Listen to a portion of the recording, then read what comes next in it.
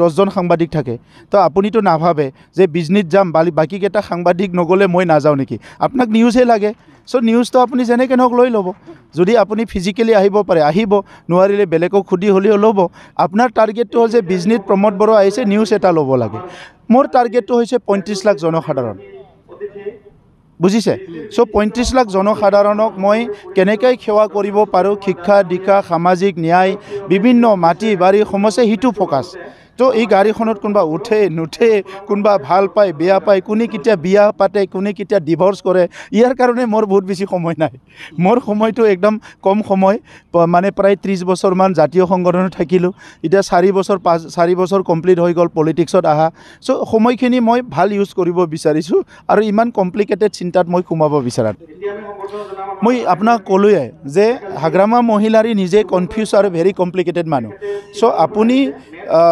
ঘৰত আপোনাৰ 3জন দাদা ভাই আছে দাদা ভাই হিচাপেতো ভালকৈ থাকিবই লাগিব কিন্তু কিবা এটা কাম কৰিব বিচাৰিছে আপোনাৰ দাদা ভাইসকলে এইটো বিচৰা নাই কিন্তু আপুনি ভাবিছে এইটো ৰাইট কাম আপুনিতো কৰিবই লাগিব ঘৰৰ কাৰণে পৰিয়ালৰ কাৰণে পিছত বুজি পাব গতিকে যিটো মই কাম কৰি আছোঁ এইটো হাগ্ৰামা মহিলাৰী ছেটিছফাইডে হোৱা নাই তেখেতৰ 17 বছৰত কিমান হিংসা হৈ গ'ল গোষ্ঠীগত সংঘৰ্ষ হৈ গ'ল বৰা অনবৰ হৈ গ'ল আমাৰ দিনতো বহুত ভাল হৈ গ'ল তো তেখেতে মোৰ ভাল কৰা কামটোতো বুজিয়ে পোৱা নাই আৰু বুজিবলৈ চেষ্টা কৰা নাই গতিকে তেখেতৰ লগত মই কিয় টাইম নষ্ট কৰিব লাগে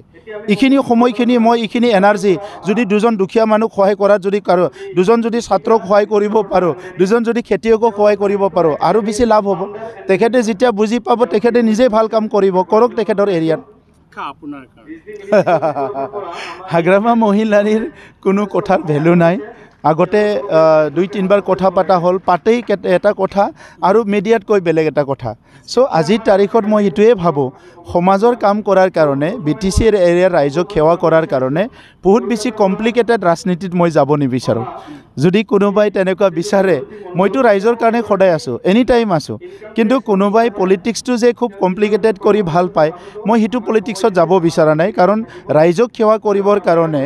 আপোনাক এটা শুদ্ধ মন লাগে আৰু ক্ষুদ্ৰ এটা চিন্তা লৈ পেলাই কাম কৰিব লাগে গতিকে হাগ্ৰামা মহিলাৰী ডাঙৰীয়ে 17 বছৰটো দেখাইলে তেখেতে কিমান কেপাচিটি থকা ৰাজনৈতিক নেতা সমাজত কিমান ভাল পায় মানৱতা কিমান আছে কি আছে সব দেখা পালে গতিকে আজিৰ তাৰিখত হাগ্ৰামা মহিলাৰী ডাঙৰীয়ে কি চিন্তা কৰিছে কৰা নাই সেইটোতো মোৰ কোনো কনচাৰ্ণে নহয় 1%ও মোৰ কনচাৰ্ণটো হৈছে যে BTRত শান্তি আহিছে এই শান্তিটো চিৰযুগমীয়া কৰিব লাগে সকলো ৰাইজে নিৰাপত্তা পাইছে এইটো চিৰযুগমীয়া হ'ব লাগে ইয়াত যাতে অশান্তি আৰু পুনৰ নহয় মাটি বাৰী বিভিন্ন